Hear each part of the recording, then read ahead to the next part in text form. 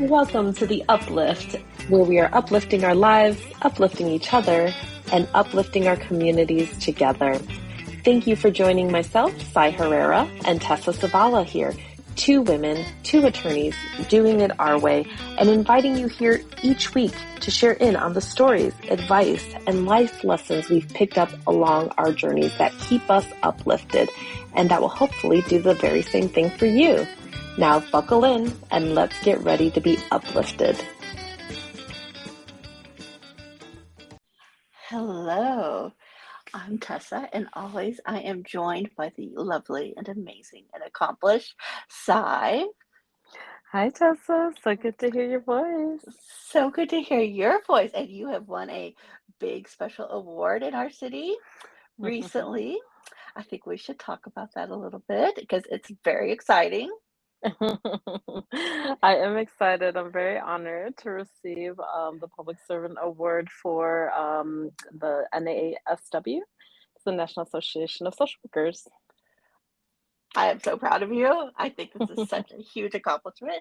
And just think, I mean, it feels like you just moved here, and yet look at you, thriving, winning awards.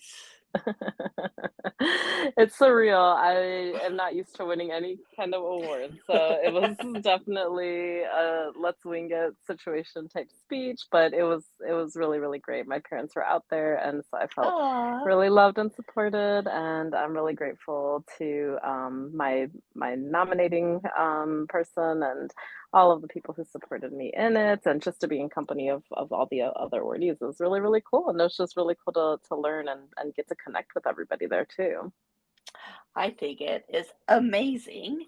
And, you know, all these accomplishments, and I've been sucked in the vortex of the Texas legislature, which is my work, but it is also a manic workspace where, our days start at between 5 and 6 in the morning and last Mm. until midnight, 2 a.m. I mean, Ay, ay, ay.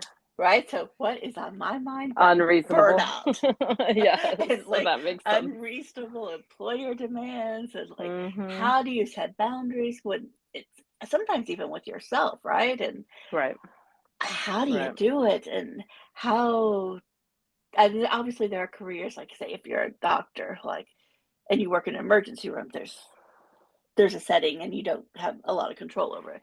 But Hmm. how do you set the boundaries? How do you handle burnout? Because, Right. when you're watching politics, you realize most people who get burnt out just start yelling and screaming. At least that's how it happens in politics. Like that's their outlet. Uh, But yeah. I'm not willing to say that's like the healthiest outlook. And I also No. think part of it is our culture, right? Like Right. it is expected to, like, wear yourself to the bone or And all make the it look so simple. subcultures. Yeah. Yes. Yeah. It is wild and crazy, and I think, at least for me, it's one of the reasons I left the traditional practice of law, I Mm. think, because that idea that you're supposed to be working 80, 90-hour weeks so you can reach your billable level, it's just, it's untenable for humans, Right. right? Right. Like, I don't even And know if we go ahead. the numbers show. I mean, the numbers show. It's still an expectation, but yet we have the highest rates of all the bad things as attorneys. And so the numbers don't lie, as I like to say. The numbers don't lie. They don't, and it's like the practice of law has this culture of and it Hmm. attracts people who are like type A and overachievers, one, Right. and which then created this culture of work yourself to the bone, Mm. right? But then I think I I don't know if there's numbers to show it, but I would assume productivity and work quality like Right. drop the more exhausted a person gets. I mean, Of it only makes course. sense. Yeah, of course, absolutely. Yeah, we're just human beings. We're we're mere mortals, and so, of course it does, right? And the interesting thing to me is how, as a society, we've chosen to move more and more, like double down even on this concept that, you can push and get and just squeeze out a little bit more productivity, every quarter you could just get that last little drop out, if you just push people hard enough. And it's just tragic because it really doesn't make sense actually for anybody, including the employer. Right? Yeah, it's And tragic. it's tragic and it's counterintuitive. Hmm. And I mean, I would thought that after, well, during the pandemic, that would like people would start having more respect for boundaries and Mm, how weekends shouldn't be about like recovery. They should just be about, or the time to run your errand. It should just be right. about, enjoying your weekend. I don't, and I always talk to folks about the fact that like, how do you, how this is such a serious question for me, not just for me personally, but as an executive director, I feel like I have such a duty to my staff members, not just for their productivity, but for their for their wellness, for their Yes. well-being. And I just feel this sense of duty. And I think it strikes me that, we so often just focus on the numbers and not the people in different ways, or, whatever metrics we set Mhm. for whatever success is supposed to be. And I talk to people all the time because I've sensed the same thing, and I don't know if it's COVID related or if it's just like that time in my life where I'm in this part of my career where stakes are higher, what have you. But I talk to people, and it's no matter what their role, they feel the same way where we're so entrenched in work. The work has become not even just identity, which I thought was pretty bad before, um, but it has become part of our being in a way that we're entangled. I don't really have the right words except to say that every time I speak to someone about it, we have the same phenomenon. We share the same experience in that, you could take a week off of work, which is like, oh my gosh, that's really impressive in America. Like you took a week off, like that's a big deal, right? But if you take a week off, I mean, everyone that I talk to, it seems, and I wonder if you experience this too, we all share this phenomenon that it takes days, if not the full week, just for us to start detangling ourselves from our work and from that occupation in our mind and the anxiety that comes with it, frankly, um, that we carry all the time. Like we have this new homeostasis level that we're at 10 all the time, and we're there, and to get back down to level set, to get down to zero where you can actually then like get into this healing space, this relaxation space, even recovery. I mean, all of that, I feel like going on a vacation is not even a vacation anymore. I really feel like this is a struggle. And I don't know if everyone is experiencing this, but everyone I talk to is experiencing the same phenomenon where, a week is not even going to do it. And so what are we going to do? How do we avoid burnout? This is such a relevant topic for me. And I think, I would add too what you said, that when you're on vacation, you're never actually on vacation Mhm. because Mhm. people still think they can Oh contact god, that you part. and That part. call you Yeah. and email you and text you. And then when you return, there's this like either passive requirement or understood requirement that you then need to make up for the time that you are gone, which is like counterintuitive to the whole concept of vacation, right? Yes, yes. And I mean that leads to another question of like, how do we allow for that? So like in our office, I have been exercising my ability to take over people's inboxes, and you will not believe how much people fight me. Like they want to fight me. It's so funny. I'm like, "You're going on vacation, right?" They're like, "Yeah, but I'll be available." I'm like, "No, you will not." Yeah. And they're like, "Yeah, Yeah. but I'll be checking my email." I'm like, "No, you actually will not." Like you better not be on your email. I'm like, I will check your email. I will have somebody check your email for emergencies. Like there you have an away message. Nobody should be contacting you. I'm like, you're gonna be fine. I'm like, it's gonna be there. It's gonna be there. And actually I say it's gonna be there when you get back, but you're right. It like pulls into the idea of, well, you can deal with it when you get back. You still have to deal with it. And so the question is like, how do you even take care of people's work while they're gone? Like I think about it from the other aside because, in order for somebody to truly feel like they can unplug entirely, they have to feel secure, I guess, to Yeah. some extent, or that seems my experience is like people need to have that security that everything is going to be okay. Somebody is going to take care of this. I don't have to worry, I don't have to worry that something's going to slip through the cracks. And I think that's the really difficult part is like, even if you have a commitment as a workplace, as a team to take care of one another so you all can have the space to really unplug, it's still so difficult. I mean, individually, it's difficult to let go, and as a team, it's difficult to really be able to provide that security that someone needs in order to trust you to do that, And basically. as a person who runs her own business, it's hard to Mhm. Oh, yeah. step away from it, but it's also managing, uh, I guess it's some expectations of being Mhm. available all the time by your clients, Yeah, but yeah. also prioritizing, right? Like what is an emergency and what isn't. And Right. I have discovered like tips of I tend to over communicate. Like, I'm currently out of my office.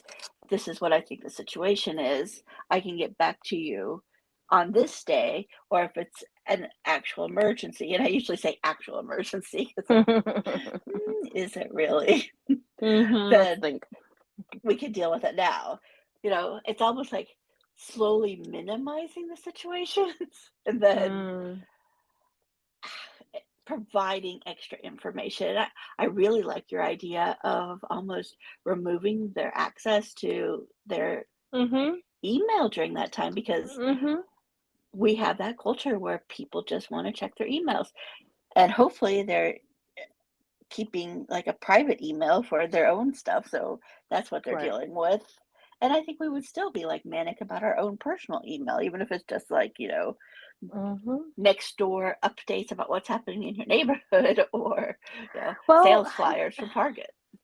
the other interesting part, I guess, is too like your setup, and everybody has a different setup, right? Like for me, I've been trying to manage communication expectations for everyone in my world to let them know, like, I am not going to get an emergency email. That's not a real thing for me. Like, if there's an emergency, if you don't want that emergency to be addressed, please email it. I will get back to you in 3 to 5 business days.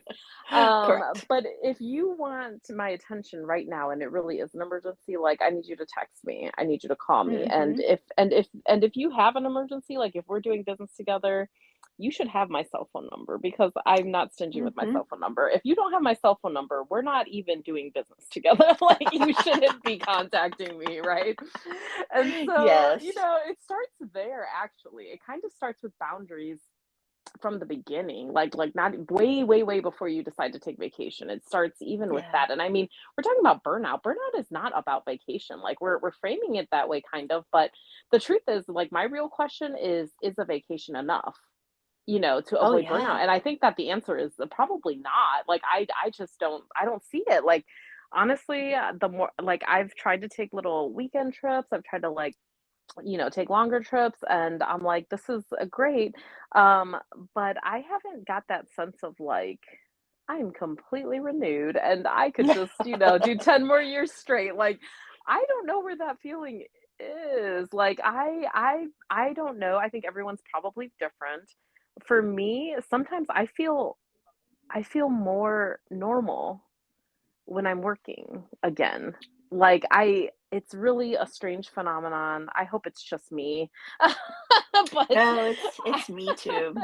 okay, well, and it's unfortunate because I feel like that's a harder question now, right? Like it's not like, okay, you just unplug for a week and you come back and like everything is great. It's not that. It's not that. So what is it? How are we gonna really truly, like change the idea that like burnout is just like a normal thing. I feel like it's just so normalized where people just believe it's gonna happen, honestly. In the nonprofit world, especially, I'm sure in your Oh, world, it's yeah. like people are just they just assume like, oh yeah, you're gonna these people are gonna be able to do this for like a couple years tops. Or like there's some people with certain jobs, like they get very comfortable, they could do it for longer, but most people with those like high stress jobs, those high demand, like, public facing jobs, especially like it's not it's almost like you just assume that people are not going to stay there long. And I feel like that's so unacceptable. It I don't is. know, what exactly to do either. Like, I'm trying to get to that, but I think part of it, frankly, is like this, like everything really, is this larger structural question. Like, we have to think about the structure of our work. And like you said, it seems like there's some things where there's no way around it. But truthfully, if we really dig, like your example of an ER doctor, okay, an ER Mhm. doctor is going to have a highly stressful position, a very intense and time consuming position. Of course, they're on call A sometimes, life etc. and death A life situation. and death situation, literally, where they are not going to Mhm. be like, oh, let me put them on hold. Like, no, they're going to have to go and take care of it, right? Which I understand. But even in that example, why is this doctor, the only doctor for, I Yep. have no idea, for like, 3 weeks straight or whatever. I mean, my sister's a nurse, and I know from her that, she's always expected to be on call every week. Like, every week there's a weekend day, and I'm doing air quotes that you can't see. There's a weekend day where she is expected to be on call. I'm like, if you're on call, you're working. Like, you Yep. literally are not free. So like, you're either free or you're not free. And so that's what I'm saying, is like, even in that example, it's like, okay, well, I'm sure there actually are answers. It's just, especially with corporations, but I mean, in all employee employer work settings, employers are actually not necessarily willing to do what they need to do to make it more reasonable and more humane, Yep. because they could Yep. clearly hire more Yep. doctors. And are there staff shortages? They say that's the case, but I get very confused by that, because I feel like everyone's always looking for work. So I'm not sure about that either. I I'm not agree. sure about that narrative. So, there are solutions. The bigger issue, I think, is who are the decision makers, and what is their outlook, right? What is their perspective about society and humanity, and and grace, right? Like, giving people grace and dignity in their work. I think that's a much bigger part of it than vacations even. I read about a tech company to this point, and I can't remember which one it is, so I'm not going to name names, Mhm. but their work policy is you do not ask for time off, you take Mm. it when you want it, you Mhm. show up when you need it, you leave when you need it. It's about getting your work done and not ticky Right. tacky. Yes. This is That's where what I you want to are, get and to. Yeah. you have to sign out to like take your kid to the doctor, which is just It's stupid, or so to take yourself to patriarch. the I doctor. mean, Yeah. oh God, I hate that patronizing crap. It really is that. It's like that employer-employee relationship has been almost like this paternalistic bull.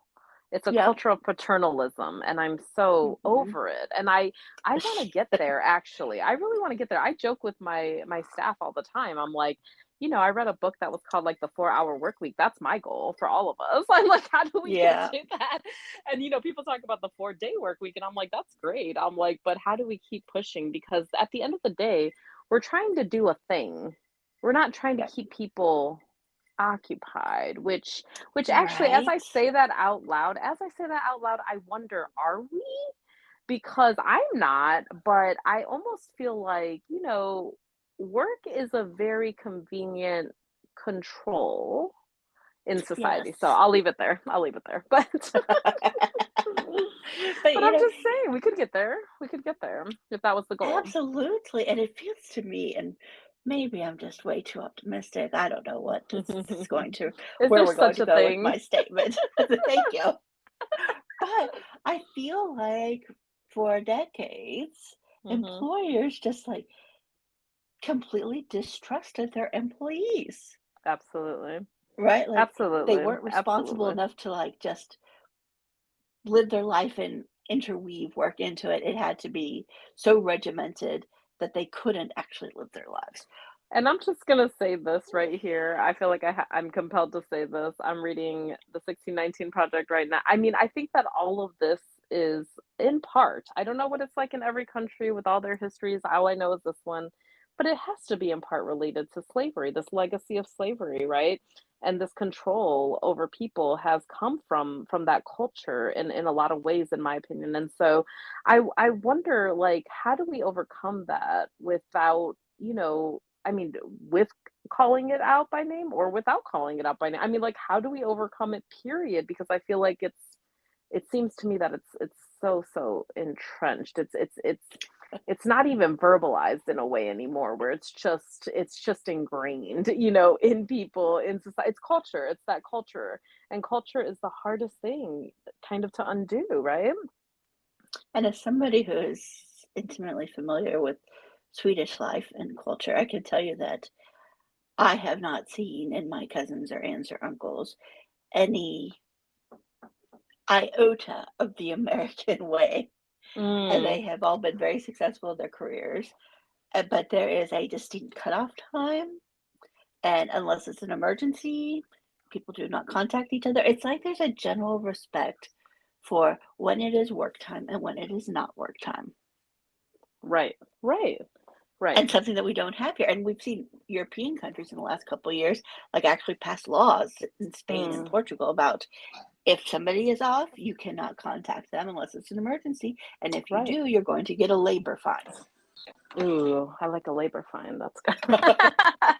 Right? Like, does it have to come to that? I mean, I would love to think that we could be better and we could just start treating people with basic dignities and respect. It And, would be lovely. It would be so lovely. Exactly. And that's, I guess that's where we are right now, where it's like, are we going to get this from our government? Are we going to have to try to change the culture somehow? Like, how do we actually become effective in this space? I have way too, for all my positivity, I tend to be very, I don't, realistic, perhaps cynical about the impact of Puritans on America. And I feel like, like there is a purity test and there is that we distrust people because we distrusted the British government. So we're no longer going to trust anybody for, hundreds of years now. And Hmm. that we don't have that ingrained in our culture in America to allow for trust and grace and respect. It's so true. It's so And true. it's Like, those are troubling our to me. roots. It's just Yeah. real. Yeah. And I don't It like is it. I don't troubling. like it I at don't all. like it either. I don't either. And what's interesting to me is, like, as you say that, and I know how true it is. I really know how true that is. Isn't it interesting though that there's so many people that are like us at the same That, time? Isn't that so mm-hmm. like, there's almost a paradox that that is so true, very very true, true to the core, and yet, there are all these people that think differently in this country that want something different, and there's almost not there's not a consensus, that's too far. But, there are definitely some common grounds right there, right? There's common ground. Um, and I just wonder, like, what is it going to take? Are we always going to be diametrically opposed? Are there always going to be like these two camps? I know there's like a million camps, but, for sake of this conversation, are there always going to be these two camps that are just opposed, and one's going to, like, get gains? I feel like, there were times in history where workers, got rights, or won some rights, whether or not they were temporary, are still going. And then they've always, there's always a backlash. There's always this slow degradation of those wins. And so is it always going to be that way? That's the part that's kind of, yeah, I kind of have gets me. hope. I have hope that it's generational, and once we Mm. get the boomers out, then like the clear-headed people will Hmm. prevail, and people will be Mm. treated with greater respect. And I guess I need There is to that. like. I think. Well, I like to think of Gen X more like millennials than boomers, but there's probably some older Gen Xers that are more like boomers. So let's split them in half and put part of them with the boomers. Once those people clear Hmm. out, then everybody else. I think we all have a healthy respect for either we don't care what's happening in your life, just do what you need to do, and I don't need to know about it, or I'm going to I'm going to super care about your life, and I'm going to embrace it, and I'm going to allow you to do what you need to do. And I think Yeah. both of those get to the same point, right? Like you have the dazed and confused kind of Gen Xers who are like, just do whatever you need to do. Yeah. And then you Yeah. have this great care and concern that has evolved through millennials and Gen Zers. And I think they both get to the same point where Right. there is going to be greater trust and respect for people. And I like really hope this you're kind of, right. I hope so, because I think I do believe that at the core of America is like this idea that the individual can take care of themselves. Hmm. And I think that applies when you're a worker too, right? Like you understand as a reasonable human being that, hey, I probably shouldn't schedule my kid's appointment on the same day that I already know, let's say, our annual meeting is going to be for our company. Right. There's basic things like that that you could respect. And I think everybody knows that, hey, sometimes there's emergencies. Sometimes kids need to go to doctors unexpectedly. Sometimes things happen in people's lives, like their house floods because a pipe burst. And instead of punishing people because that kept them away from their office, let's just say, I want you to be whole and have a great life and not be worried about these things. Take care of what you need. Exactly. Like that's to me seems like a healthy kind of employer employee relationship. And you would think an employer would want to provide whatever the employee needs to be successful. I mean, it just makes sense, you know? And so It that's does. the thing that boggles me is just like this, like you said, counterintuitive, knee-jerk reaction. And yeah, we could speculate where that comes from, but I think it has some pretty dark origins. And at this point, we're just repeating, things that like even when we make policies in the nonprofit world, it's like, you just like go to templates, and it's just like, the 40-hour work week, for example. It's like this is a vestige of what? I mean, when did the unions win, the 40-hour? I mean, this was a long time ago, and we're still like on this. It's just really, really interesting that there is, um, it just makes me think of like the fish in the water, that we're in the water, and Yeah. it's just like this is what we know.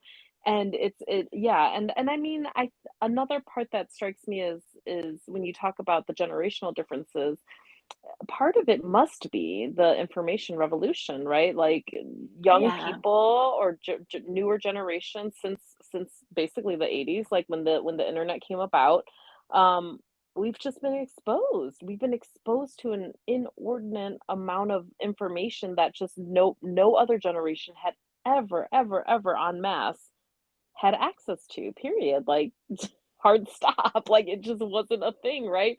And now, I mean, I could go look at like what's going on in the Netherlands. What does their like work policy look like? I could translate it on Google. I could do anything. I could go I could ask AI to give me like a 12-page comparison of the top industrial, countries in the world and what they have to say about different policies. I mean, anything, everything, anytime. It's wild. It is. And I think about having email in college and how many people Yes, before did not. And you're it right. also makes me think that having email and then having like the ability to FaceTime and Zoom, and I would even add in it like gaming when you can game with other people and having Mm, like in your teenage years and beyond been able to game with other people, you have learned how to create communities and create friendships that don't have to be like the old proximate. school Yeah. approximate. They don't have, you can be, you might not know each other's what color you are, what creed you are, what language you speak, but you're able to communicate. Yeah, that's And I wild think too. that's an advantage. Like I think that is a huge advantage because Mhm. it like blocks out all the sometimes inherent bad discriminatory actions of people. Mm. And you could build these amazing relationships that don't even enter the mind of say boomer generation, right? Like they don't understand the fact that you didn't meet in person somewhere and develop all your friendship milestones like Mm. at the local cafe or like Right. or diner. I guess that's what I'm trying to think of right now. Yeah, it's a whole And new it's world. powerful. Yeah. Yes, and the potential is there. I mean, the potential is there to go either way, I have to recognize. Like, even in the gaming world, there's a lot of darkness there too. I Yep. mean, there's the dehumanization of people too when you don't have them in front of you, right? Um, Hmm. the filters and all of that we've talked about, like, I mean, we're changing the way we perceive ourselves and others. It's a lot Oh, of wild things. There's a lot there.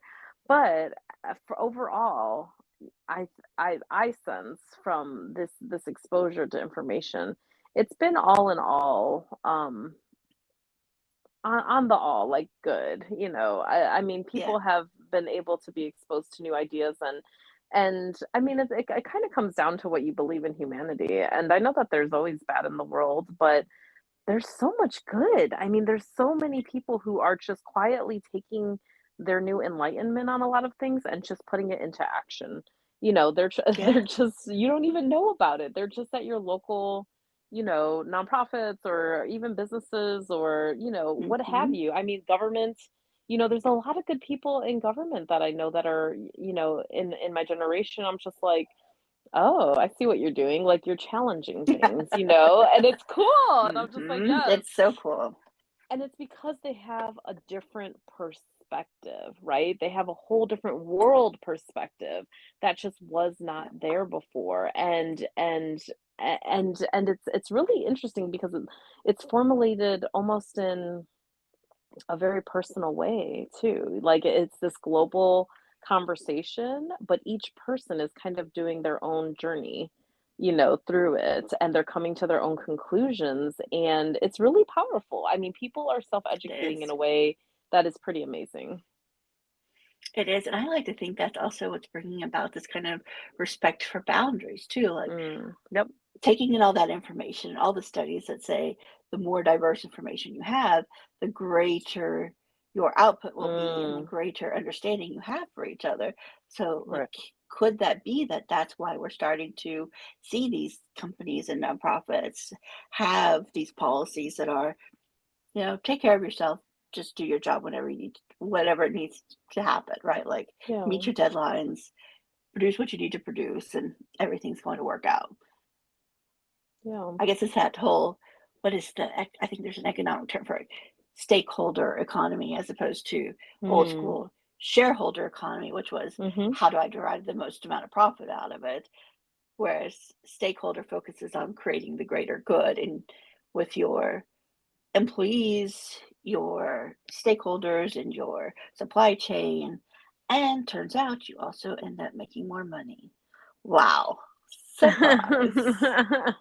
A win-win. People should love a win-win, but they don't. It's so strange. No. People actually, there's a psychological phenomenon where people want a win-lose. It's so interesting to me, and I hate that it's a real thing, but it's very true. Like, people would rather make more money than somebody else than for them to both Uh-huh. make more money. That's just wild to me that that's real, but it is. So we have to recognize it's just a human situation, or maybe Uh, it's a I societal thing. I don't know. I think it's a Puritan thing where it's like there has to be an Mm, element of suffering with it.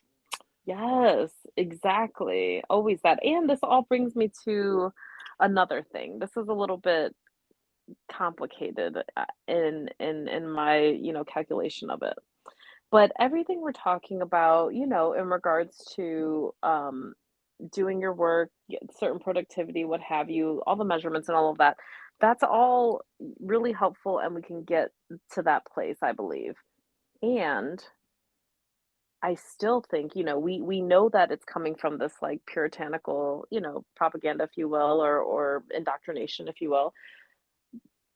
But I also wonder if some of it um is also, just a mix of trauma response, generally speaking. Interesting. When you started talking, I was like, is this actual people's insecurities coming Yeah. out? Yeah.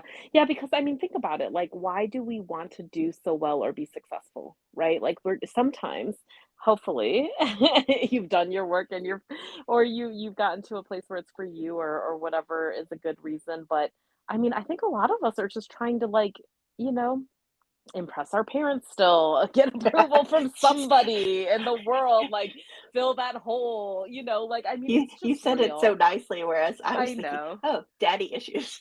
Daddy Which, issues are real. It's just a real thing, you know, and the sad truth is that so many of us have no idea why we do the things that we do, really, you know, yeah. and I always kind of joke, I'm like, well, good thing my trauma response is like working hard, and you know, other people's trauma responses, you know, get them in very, very sad, unfortunate situations, and I'm like, that's Yeah. just unfair. It's just unfair because, like, you know, everybody has probably experienced some trauma in their lives, Hmm. and whether or not they get to work through it, or you know, have the tools to access the ability to work through it. I mean, that's there's no fairness there at all. There's no No. equity there at all. And so I guess I what I'm saying is I we cannot truly, you know, detangle our work from our trauma either. And that part worries me. You know, I have people that work with us who I'm just, you know, I'm just in such a struggle because I'm like, I want you so much for you to be well, and I want everything that we do to contribute to wellness and not anything else. But then there's like this point where you know it's beyond that, you know, and even when it looks good, it could be bad, I guess, is the more complicated one, right? So Ooh. when people are like, you know, doing so much work and they're so productive and they're doing things that are great and they're accomplishing things and they're moving us forward, I'm like, wow, you are amazing. And those are the people I have to worry about too, because I'm like, you have to stop. Like, you cannot, you cannot be doing this all night long, or, you know, like it just worries me because I'm like, there's no way that this is healthy. And I know it's not coming from the employer because I am the employer. And so or maybe Hmm. it is, and I'm, you know, and maybe I'm unaware of how I'm still signaling or messaging that, even though that's not what I want. And so that's my point, is like, all of this, even when it looks good from the outside, could actually be not so good. And it could just be a trauma response. It could just be someone trying to work through or seek affirmation, where they have not gotten it elsewhere. I mean, it could be so many things, and whether or not that is healthy, is really hard to tell. And it just, it makes me conclude possibly that, you know, part of the solution regardless is that we should all be, you know, seeking and hopefully being able to access some trauma healing, and know where we are with all of those things, so that we're, you know, doing things for the right reasons, knowing the tools to set boundaries. Like, I really think that a big part of this issue is just that we don't know what healthy looks like in the workplace or outside of the workplace. This popped into my head while you were explaining this, which was an amazing walkthrough, let me say. What if entities, nonprofits, and companies had a chief mental health officer? Ooh, Imagine, and like, you know, employees could go and talk through issues, and it's almost like an yes. ombudsman in some ways too, right? Like, could Mhm. understand if too much pressure is happening here, or if it's self-imposed pressure, right? Like, Yes. determining that nuance is so important to like I think a healthy employee employer relationship, but Absolutely. also deal with, you know, it, a chief mental health officer could also help with like conflict, could help with, you know, your wellness programs, which should be, I like to think, mostly focused on mental health and making sure people don't deplete their energy. Mhm. But And they could imagine a be a day. consultant too in Hmm. how on how you're structuring your business organization Yeah. to make sure that it is conducive as a healthy workplace. That should be our goal. Healthy workplaces, like, should be our Yep. goal. And I know that people have probably thrown that term around a lot at some point or what have you, and used it in different ways. Even wellness programs, like employee wellness programs, have this dark side because I don't know what's wrong with employers, but somehow they make everything weird. Yes. But because it's that whole like power and control thing, in my mind. And when it's about power control, that's abusive in my mind. And so Yep. for me, it's like, how do we actually center people? How do we actually do that? Like I sense that as a community, even if it's just generational, I sense that there's this longing for us to get to a healthier place. There's this longing for us to Mhm. to recognize and acknowledge each other's humanity, especially, through and continuing to go through this pandemic. Um, but I don't know that we know how. It reminds me of when you go through um therapy or what have you, and you have to do unlearning. Like the Mhm. unlearning is really really challenging because it's all and that makes me believe that that's the case here is all we know is a profit driven model of capitalism that is centered on and puts profit before people. Like that's what we know. That's everything that we've learned. That's the water. That is the water. And so, how do we unlearn and then find a new path? And I really like your practical idea of having somebody in charge of it, because that means not only are you centering that, but you're, dedicating resources to it, and you're so serious Mhm. about it. You're saying, this is your job. This is your actual Yeah. job. You need to do this job. You need to do it well, and you need to make sure that we're on the right track. And I would really appreciate that person. I would love that person. And I love your idea of also thinking about it in a consultant way, because say your employees could anonymously log in and Mhm. Zoom with a person, right? Like if there's Mhm. no identity attached to the person, they might feel Right. safer to reveal the information. Yes. Yes. Yes. Yes, and it's so possible. Like you literally just spelled out how we can do it. We're going through a strategic planning process right now, and I'm so thrilled already about how it's kind of working, and we talk about this though. I'm like, what are people not saying, because I'm like, I Right. know that they have more to say, but I'm excited to see that with this facilitator, this third party, some people feel comfortable enough to say things that they wouldn't otherwise say. But I love the idea of like more anonymity, more, like secure conversation, more ability to be completely candid, and we have to find, those opportunities to listen and actually implement. And that part I think is probably again more of the challenge too, because most people know the problems. Some people obviously are ignoring the problems, or they choose not to see them. They have blind spots, and so it's helpful if somebody points them out with that, that perspective wherever they're sitting, that shares that perspective. But even at that point, if we can get to that point, then how do we find a great way to actually implement something effective, to those points? Because so many of these things feel like they are, in my experience, they feel almost like insurmountable issues, like deep entangled issues where you're like, how are we going to do something about this, right? And I know if I'm Uh, feeling that, everybody is. And so yeah. I generally like to center people who are closest to the issues, and really listen to their, ideas. And I try to make a culture where we can try new things, be solutions based, but try things, and it's okay that we fail. Like I try to tell people, I want you to fail sometimes, so because they don't believe me when I'm like, it's okay if we don't, if it doesn't go well. They don't believe me. So I'm like, please fail. I want you to try Yes. something new and fail. That will be how you can make me excited.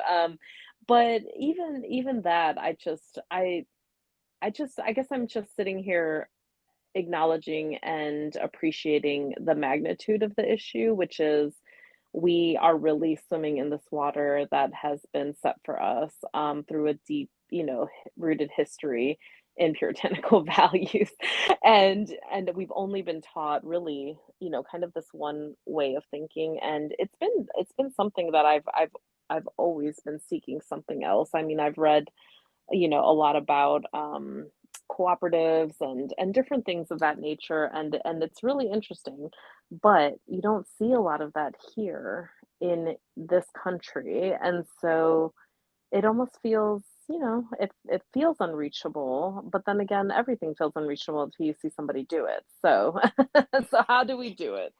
How do we do And I think something that I works? like to think it is more companies talking or the press focusing more on Mhm. companies that have these policies that are like, hey, employees, you can take as much vacation as you want, you can adjust your work schedules as you want.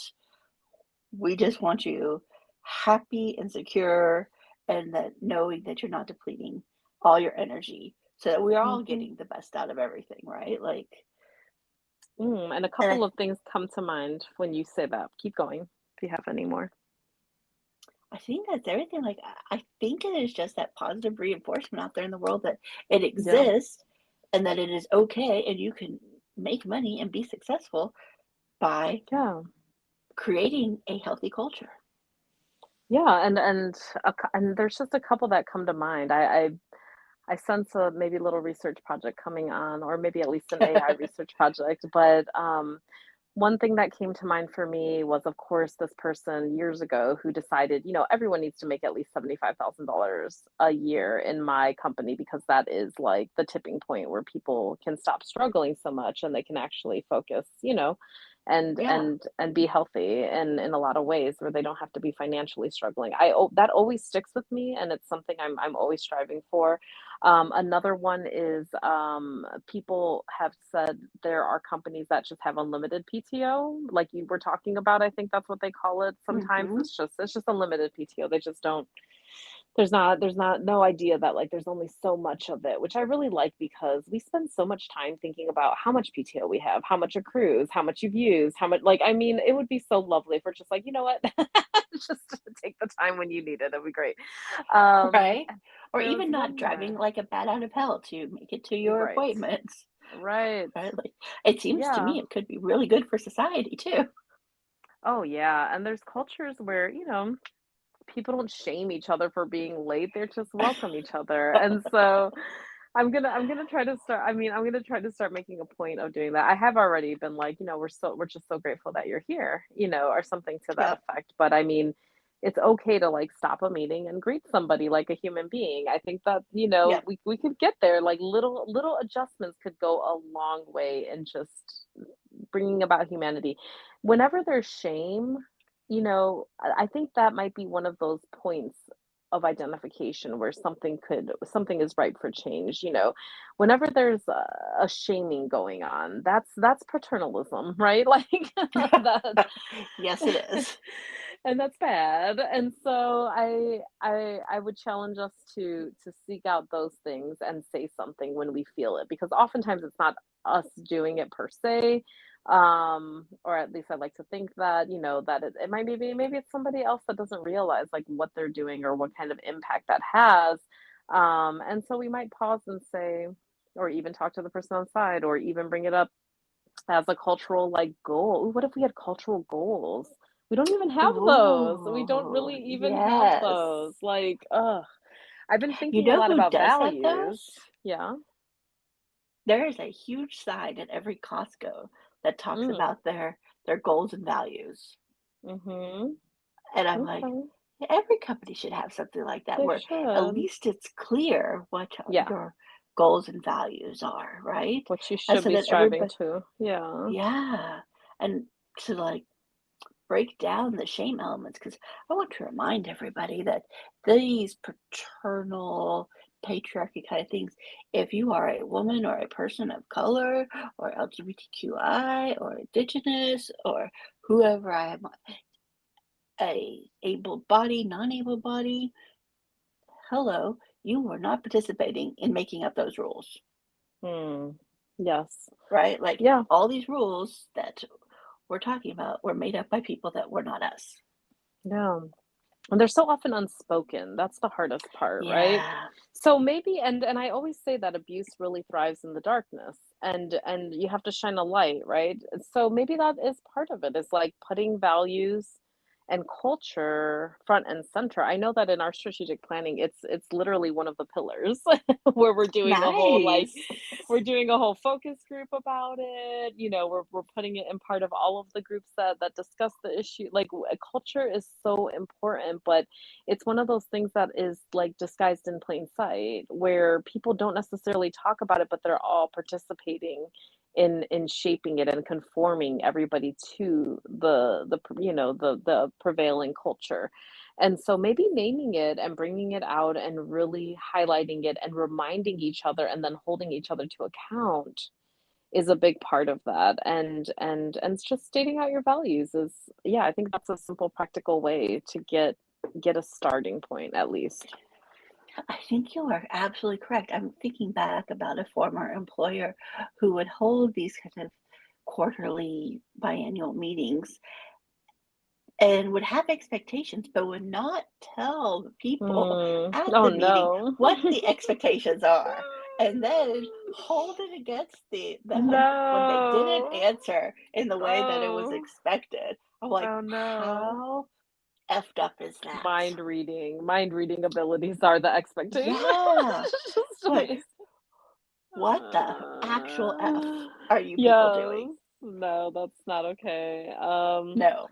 And yeah, I feel like I need to go revisit everything Brene Brown has written because I'm pretty sure she's figured it out and I clearly have not. But we gotta strive to get there together. And I'm excited that people are talking about it and doing something about it. And I wonder if we can't, continuously highlight more of the ways that, good employers, kind of edge, what do I want to say? Like kind of like the forward thinking employers, like what they've come up with, because maybe that's it. We have to kind of write a new playbook, and it's it's Hmm. it's hard, to have a blank sheet of paper and try to come up with something new. Or even, one of the things people often do is they just try to do the opposite of what the Yep. bad thing is, and then that's not good either. And so, maybe that's part of it is like we highlight the things that are working. And I wonder, I'm sure there's got to be like somebody organizing about this too. Maybe it's investing time to find, what's happening on the cutting edge. Like what is actually working? Like maybe there's, actual data and science behind some of this stuff that we could There really, is. So yeah. I was going to say, in counter to when for people who Hmm. Brene Brown doesn't resonate with, I highly recommend Adam and Grant, who is a Wharton School professor who Mm, does deal with the data around this. awesome. I've seen them on socials but because of you. Yes. Sorry, I don't know what I sorry if anybody heard my phone ringing during that time. There's also No a worries. besides Adam Grant, the MIT Sloan School also produces information on Mm, this because they are very much focused on this kind of the stakeholder economy and how we're adjusting to excellent. that as a culture. Yeah, it's a big kind of kick in the pants for both of them to Art Lafler and the trickle down economy. Ooh. That if you think about it from a like historical perspective, although the 40s, 50s, and 60s and 70s to a large extent weren't great for a lot of us out there in the world if we had existed at that point in time. But for the business world, they had greater reach into their communities and cared about their communities and cared about their employees because they wanted Mm. them to stick around for 30, 40 years, right? The era of pensions, yeah. Yes, when your company took care of you for the rest of your life. That was more of a stakeholder economy. Then came Art Lafler, then Reagan, and trickled down. That started in late 70s, early 80s, and has continued until, let's just say, nowish. About this But time, yeah. to give some credit to corporate America, the National Chamber of Commerce did put out a statement about shareholder stakeholder economy in Hmm, like 2012, 2013 ish. interesting. And so all these like CEOs sign on saying, yes, this is what we care about. And I think, 50% of them or more have at least adapt created policies that are helpful. Whether or not Mhm. they're enforced, I mean, I think that would be to the people who work underneath them to say. But Mm. we are seeing more companies, I think, talk about it positively. And I know I am surprised when I start seeing these articles pop up more and more in the very conservative Wall Street Journal. And you do see them. And I Yeah. think it's slowly, maybe we're chipping away. maybe we're coming and realizing a healthy culture might be a more productive culture. However you have to think about it, I don't care. To As get long there, as yes. till we get there, right? Like As long as we get there, if absolutely. you're just doing it because you can make more money that way, cool. I don't care. Just let's get to the good points. Right, whatever your reason, let's get there together.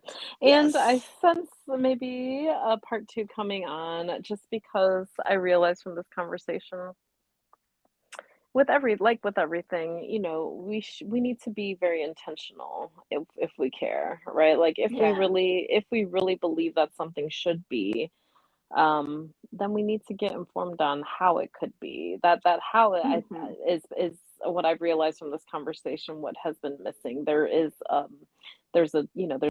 desire, there's a longing for this thing, even a consensus, even people with the great ideas, but the how is not so clear. Even when you hear about good things happening, it's not so comprehensive, but I wonder if we can, actually get some of this stuff pulled together in a sense where maybe it will start bringing up a clearer picture of how it might apply to each of our different, workspaces and how we can strive to healthier workplaces for everyone. I completely agree. And I really love your idea of making sure you include accountability too, right? Like ensuring Hmm. that when you have those policies, that's actually what's happening. Yes. And maybe Yes. it's the policies, being clear about them, having some accountability, and then let's maybe add on a kind of ombudsman mental health person that kind of serves as our checks and balances to some extent. Mm. I mean, you just made me think you could even have like a mental health audit. That's just like even once a year, like Yes. maybe you can't afford to have someone all year round, but you could have like a check-in. You could make sure that you're on the right track Hmm. every year and maybe it's, quick interviews of everyone, maybe it's anonymous feedback or what have you, but the actual being able to take a look at your progress and hold yourself accountable or even hold your workplace accountable, whatever that looks like, that could be really, really successful. That could be valuable. I think so too. Cool. Imagine this perfect little world we're creating. I'm, and nobody can see, but I'm, rubbing my fingers together like I'm creating an evil plan of good. Right? Like, I guess to the people who don't like this, it's evil. To us, it's amazing and magical. They'll come around, I They believe. will. They will come around. Once they get over their like hidden trauma and shame and realize that you can actually be treated well and it's okay Yes. and you don't have to live in this world of punishment. Yes. Mm.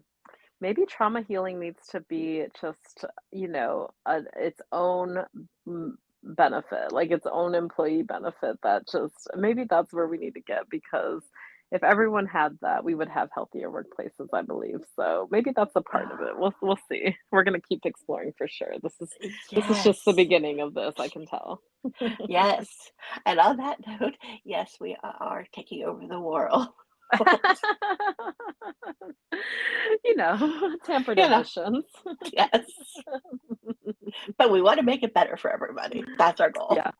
For good, yeah, we wanna do it Yes, for good stuff. And thank you for absolutely. being a part of it, everybody. We love you, and we're so happy that you're here, and, we're excited to continue to be uplifted together. Thank you, Tessa, for everything. I love you. You're so sweet and special and amazing, and I admire you so much, and I'm so excited that we got to have this conversation after a long break, so it I felt good to be know. back. I love you so much. I'm so glad everybody is here with us and look forward to you joining us as we figure out how to take over the world with good. Let's do it. Yes. Take care, everyone. Take Stay care. uplifted. Bye-bye.